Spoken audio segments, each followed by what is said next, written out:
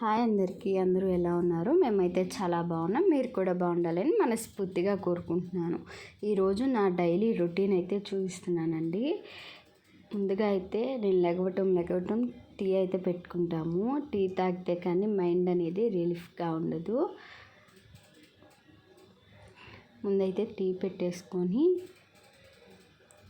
Water అదంతా తాగేసి tea తాగుతాను. 10 నిమిషాలు అలా కూర్చొని ఇంకా టిఫిన్ అలా చేసుకుంటాను. ఈరోజు అయితే సోమవారం అన్నమాట.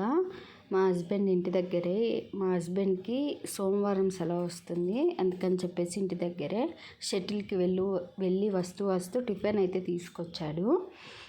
ఇంకా టీ తాగేసి ఇంక పిల్లలకి లేపేసి వాళ్ళకి టిఫిన్ పెట్టేసి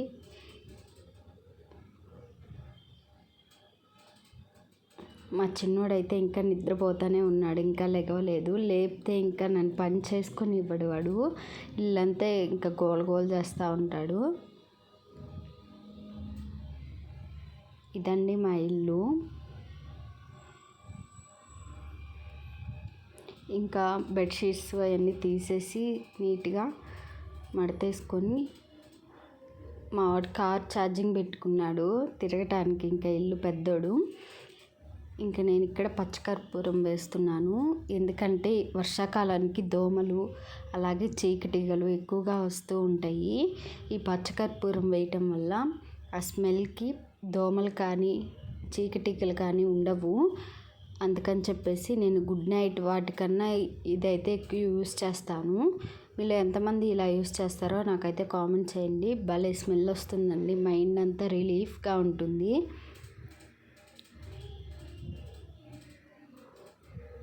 ఇంకా నిన్న తీసిన బట్టలు ఉంటే అవి మడత పెట్టేసి కబోర్డ్లో పెట్టేసుకుంటున్నాను.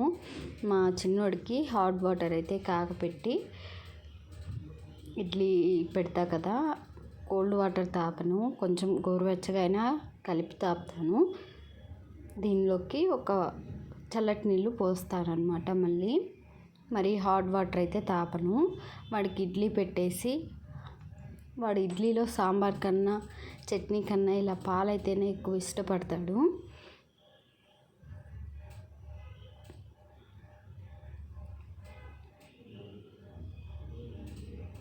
వాడికి టిఫిన్ పెట్టేసి ఇంకా వాడికి స్నానం చేపించేసానండి. ఇక్కడ నేను మధ్యాహ్నం కోసం ఇక్కడ సాంబార్ చేస్తున్నాను. సాయంత్రానికి కూడా ఉపయోగపడతాయి కదా అని చెప్పేసి ఒకేసారి చేసుకుంటున్నాను. 2 గ్లాసులు కందిపప్పు వేసి శుభ్రంగా వాష్ చేసుకుంటున్నాను.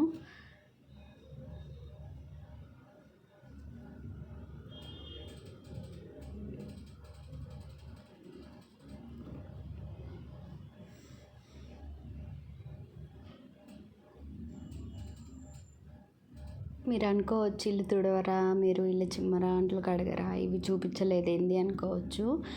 నాకు ఆపరేషన్ అయిందండి. అందుకని చెప్పేసి మా హస్బెండ్ ఒక పర్సన్ అయితే పెట్టారు ఇల్లు క్లీన్ చేయడానికి. ఇంకా ఆమె వచ్చి మొత్తం క్లీన్ చేసి వెళ్ళిపోతుంది. ఇంకా అందుకోసం అని చెప్పేసి అది తీయలేదు. ఆమె అంట్లు ఇల్లు చిమ్మేసి ఇల్లు తుడిచేసి వెళ్ళిపోతుంది. ఇంకా బట్టలు వాషింగ్ మిషన్కి వేసుకుంటాను. ఒక 4 రోజుల నుంచి వాషింగ్ మిషన్ కూడా రిపేర్ అయిపోయిందండి. ఇంకా అందుకని చెప్పేసి నేనే ఉతుక్కోవటం అయిపోయింది. నిన్ననే ఆయన వచ్చి బిగించి వెళ్ళారు. అది డ్రమ్ము పోయింది లోపల. ఆ డ్రమ్ క్లీన్ చేసి అది తీసుకెళ్ళి చేయించుకొని వచ్చి నిన్న ఫిట్ చేసి వెళ్ళాడు. ఇలా కందిపప్పు కడిగేసి దీంట్లోనే ఉప్పు కొంచెం పసుపు వేసేసి కుక్కర్ మూత పెట్టుకొని ఉడికించుకుంటున్నాను. ఒక 6-7 విజిల్స్ వస్తే పప్పు అనేది చాలా మెత్తగా ఉడికిపోతుంది. ఇంకా రైస్ కోసం వాటర్ వేసి రైస్ కడిగేసి గ్యాస్ మీద పెట్టేసుకున్నాను. ఒక పక్క రైస్ అయితే ఉడుకుతుంది, ఒక పక్క పప్పు పెట్టానన్నమాట. ఇంకా సాంబార్ అంటే ఇంకా పిల్లలకు కూడా ఉపయోగపడుద్ది కదా అని చెప్పేసి సాంబార్ చేస్తున్నాను. ఇలా పప్పు కోసం ఒక నిమ్మకాయ సైజ్ అంతా చింతపండుని తీసుకొని మీరు పప్పు ఎంతైతే వేసుకుంటున్నారో దానికి సరిపోయే విధంగా చింతపండుని వేసుకోండి. నేను ఇక్కడ ఒక నిమ్మకాయ సైజ్ అంత చింతపండుని తీసుకొని ఒకసారి వాటర్ వేసుకొని ఒకసారి వాష్ చేసుకుంటున్నాను. ఇలా వాష్ చేసుకుంటే ఏంటంటే ఈ చింతపండులో ఉన్న చెత్త, అలాగే చింతపండు మీద దుమ్ము లాంటిది కరుచుకుపోయి ఉంటుంది, అదంతా పోతుంది. ఒకసారి ఈ విధంగా శుభ్రంగా కడిగేసుకొని ఒక గ్లాస్ వాటర్ పోసుకొని నానబెట్టుకుంటున్నాను.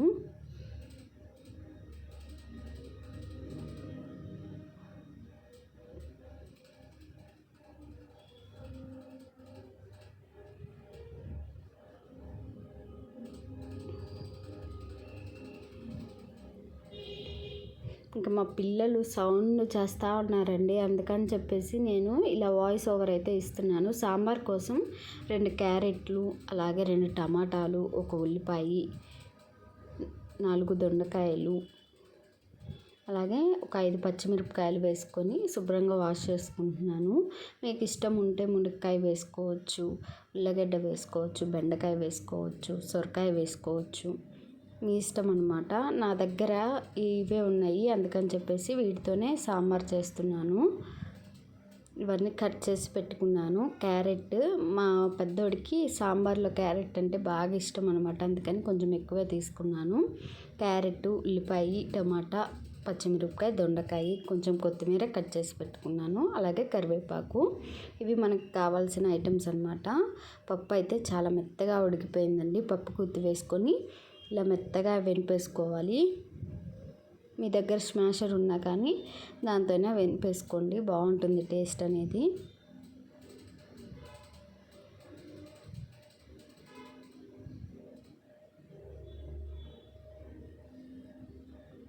ఇలా బాగా మెత్తగా వెనిపేసుకుంటే చాలా బాగుంటుంది సాంబారు. మనకి పప్పు ఉడకకుండా అలాగే చేసేసుకుంటూ ఉంటారు, అసలుకి బాగోదు. సాంబార్ ఎలాగుండదు, అది నీళ్ళ వాటర్ తాగుతున్నట్టు ఉంటుంది. అందుకని చెప్పేసి మెత్తగా ఉడికించుకుంటే పప్పు సాంబార్ అనేది చాలా టేస్ట్గా ఉంటుంది. మా హస్బెండ్కి అయితే నేను చేసే సాంబార్ అంటే బాగా ఇష్టం అండి. ఈరోజు ఏం చేయమంటావు కర్రీ అంటే సాంబార్ అంటాడు. నేను ఇక్కడ మట్టి కుండ పెట్టుకున్నాను. మట్టి కుండలో సాంబార్ చేసుకుంటే చాలా బాగుంటుంది టేస్ట్. అది అప్పటికప్పుడు తినటం కన్నా సాయంత్రం తింటే ఇంకా టేస్ట్ బాగుంటుంది. మట్టి కుండ ఎక్కువ హీట్ చేసుకోకుండా లైట్గా హీట్ ఎక్కిన తర్వాత ఆయిల్ అయితే యాడ్ చేసుకోవాలి. ఈ ఆయిల్ అనేది పూర్తిగా కాకముందే మనం గోరువెచ్చగా కాగుతుంది కదా, అప్పుడే తాలింపు వేసుకోవాలి. మీరు ఆయిల్ కాకుండా తాలింపు వేస్తున్నారేంది అని అనుకోవచ్చు. మట్టి కుండలో చేసుకునేటప్పుడు ఈ విధంగానే చేసుకోవాలి. ఆయిల్ బాగా హీట్ ఎక్కిందాక ఉంచితే కుండ పేలిపోయే ఛాన్స్ అయితే ఉంటుందండి, అందుకని చెప్పేసి నేను ఇప్పుడే వేస్తున్నాను, లైట్గా కాగినప్పుడే. దీనిలోకి ఒక 2 ఎండుమిర్చి ఇలా తుంచి వేసుకుంటున్నాను, అలాగే వెల్లుల్లిపాయ ఇలా దంచి వేసుకున్నాను, అలాగే ఒక 1/2 టేబుల్ స్పూన్ జీలకర్ర, ఒక 1/2 టేబుల్ స్పూన్ ఆవాలు వేసుకొని ఆవాలు చిటపట ఆడిందాక ఉంచుకోవాలి. సిమ్లో ఉంచి చేసుకోవాలన్నమాట. ఈ మట్టి కుండ అదే మీడియం ఫ్లేమ్లో ఉంచి చేసుకోవాలి. ఇప్పుడు తాలింపు వేగిన తర్వాత సన్నగా కట్ చేసి పెట్టుకున్న ఉల్లిపాయలు కూడా వేసుకొని కొంచెం ఉల్లిపాయలు మగ్గించుకోవాలి.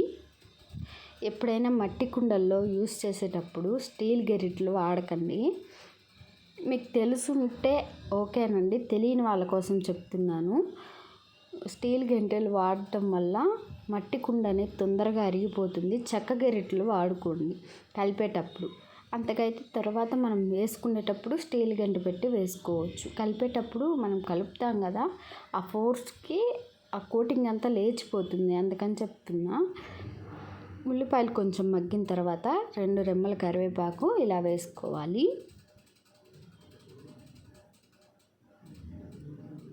నేను ఈ కుండ తీసుకొని 5 ఇయర్స్ అవుతుందండి. ఇంతవాటికి కొంచెం కూడా క్రాక్ రాకుండా వాడుకుంటున్నా. మీలో ఎంతమంది కుండల్లో వాడుకుంటారో కామెంట్ చేయండి.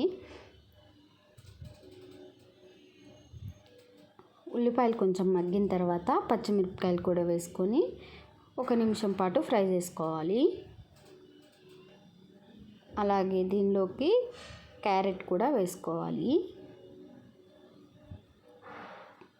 చేసే విధానంలో చేస్తే కుండలు ఎక్కడ బ్రేక్ అవ్వండి, ఎన్నాళ్ళైనా వస్తాయి. అలాగే టమాటాలు కూడా వేసుకోవాలి.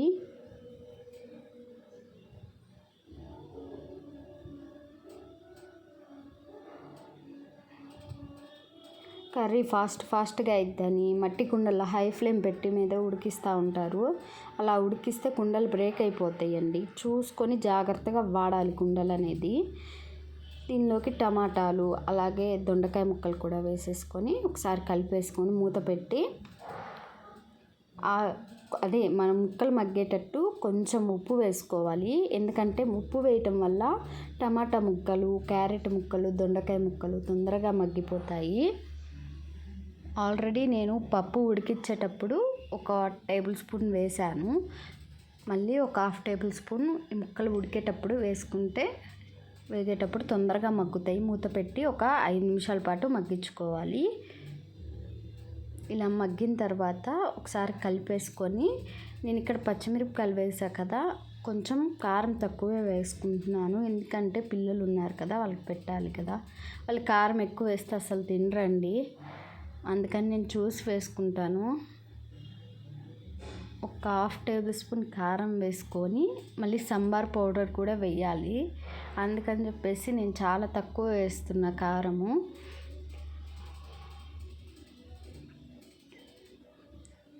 కారం వేసేసి ఒకసారి కలిపేసుకున్న తర్వాత మనం ముందుగా చింతపండు గుజ్జు తీసి పెట్టుకున్నాం కదా, అది కూడా శుభ్రంగా ఇలా బాగా నానిపోయిందండి. గుజ్జు తీసుకొని మనం ఈ ముక్కల్లో వేసుకోవాలి.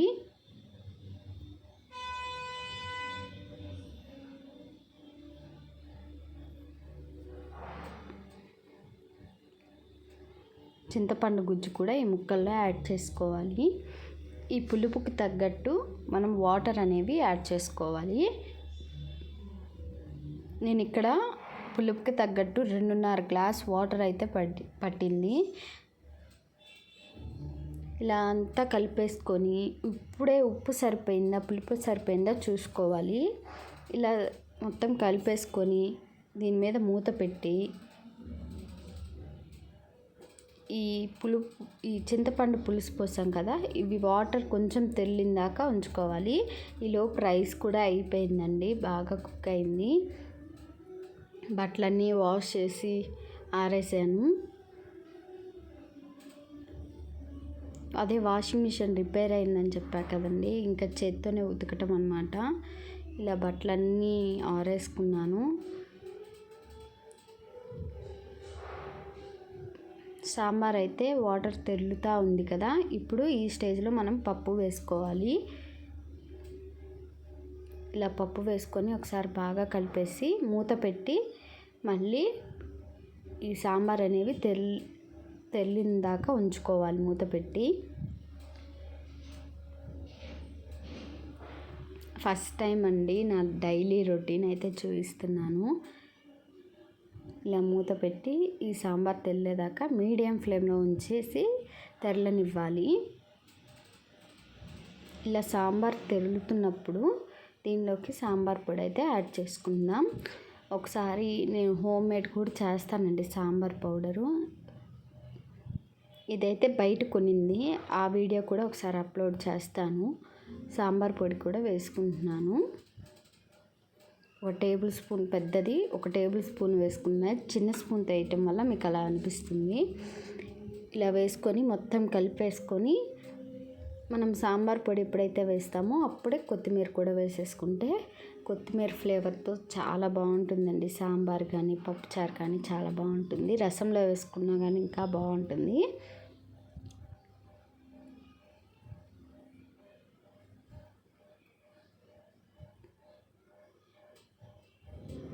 ఇప్పుడే మనం సన్నగా కట్ చేసుకున్న ఈ కొత్తిమీర కూడా వేసుకోవాలి. శుభ్రంగా వాష్ చేసి కడిగి పెట్టుకున్నానండి కొత్తిమీర, అది కూడా వేసేసుకొని మూత పెట్టేసి ఒక 10 నిమిషాల పాటు బాగా తెరలనివ్వాలి సాంబార్ అనేది. అలాగే మా వారి కోసం సాంబార్లోకి మా వారికి పులిహోర అంటే బాగా ఇష్టం, అందుకని చెప్పేసి కొంచెం పులిహోర కూడా చేశాను. అలాగే అన్నము, అలాగే సాంబార్.